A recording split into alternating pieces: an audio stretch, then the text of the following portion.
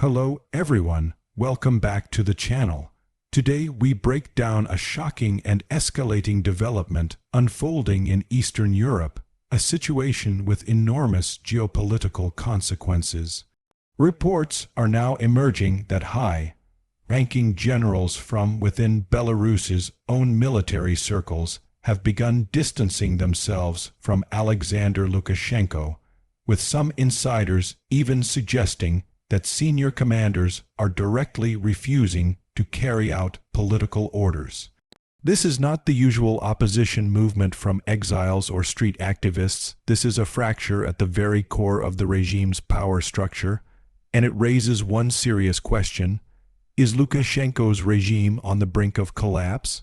For decades, Lukashenko has survived not because of public support, but because of the loyalty of the security apparatus, the generals, the special forces, the intelligence units. He has built a system designed to crush any resistance before it can grow teeth. But what happens when the people expected to enforce that order begin to defect?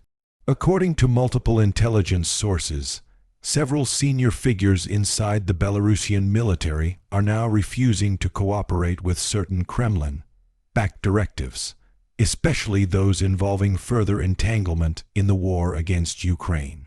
In fact, there are claims that some generals have quietly conveyed that they will not allow Belarusian troops to be used as cannon fodder in a war that is not theirs. This is particularly significant because Lukashenko's political survival has always been dependent on Moscow. But what we are seeing now is a split between Belarusian generals who want to preserve national sovereignty and Lukashenko, who has increasingly tied his fate to Vladimir Putin. Over the past 2 years, thousands of Russian troops, missiles, logistical bases, and even nuclear weapons have been positioned on Belarusian territory. While Lukashenko tries to portray this as a protective alliance, many insiders believe he has effectively surrendered the country's sovereignty. And that is where the resistance from within the military is beginning to surface. If this quiet revolt inside the army becomes open, the entire regime could unravel faster than anyone expects. Military loyalty is everything for authoritarian systems. If a few top generals withdraw their support, others follow. It does not need a nationwide uprising. It simply needs the power structure to shift from compliance to hesitation, and from hesitation to defection. Belarus has already seen mass public uprisings in 2020, but they were brutally crushed. This time is different. This time the tension is not outside the castle walls, it is inside. Interestingly, this internal military resistance is also influenced by deep fear of the future.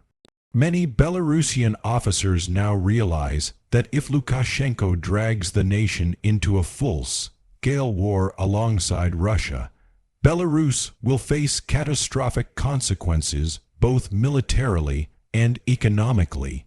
Ukraine has made it very clear that any Belarusian troops entering the war will be treated the same as Russian aggressors, and Ukraine has already carried out long-range drone strikes inside Belarusian territory.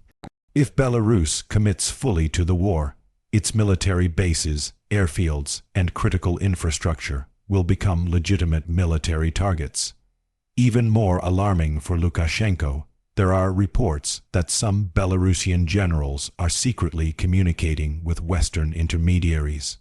This doesn't necessarily mean they are pro-Western or democratic. It means they are calculating a possible future beyond Lukashenko. They are positioning themselves for survival in case the regime collapses or Russia weakens.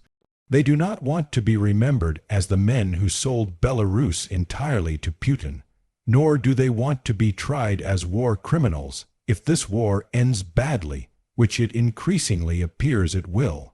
This moment is historically similar to the final phase of many collapsing dictatorships. The leader still gives orders, still appears on television, still pretends to be in control, but behind the scenes, loyalty dissolves. Commanders start asking themselves, Why should I destroy my career, my future, and possibly my life, for a regime that might not last another year? Why should I obey a man who is ready to sacrifice the stability of my country for his personal survival? And here is the most crucial part: Lukashenko knows this. That is why, over recent months, he has been rotating generals more frequently, moving key figures around, preventing any single military faction from gaining consolidated power. This is classic dictator survival behavior. You never let anyone stay too comfortable in one position. But ironically, these survival tactics are now feeding paranoia and distrust inside the army. Officers are no longer sure who is loyal to whom. The trust that holds the system together is eroding. At the same time, the Belarusian public is quietly watching. The people may not be in the streets like in 2020, but the spirit of resistance has not died, it has evolved. Many Belarusians are simply waiting for the moment the regime shows weakness from within.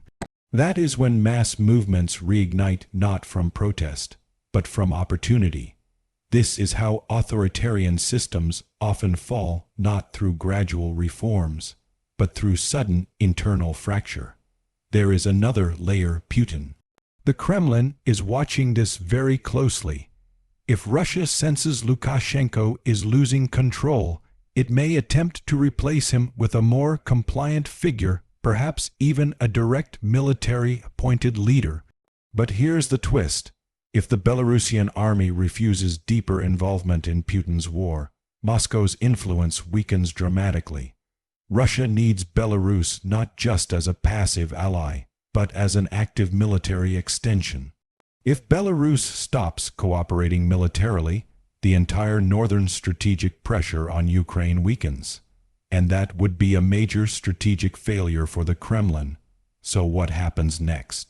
The situation is now entering a phase where any sudden trigger, a defection, a leaked conversation, a refusal to obey an order could start a chain reaction. Military revolts don't begin with public declarations.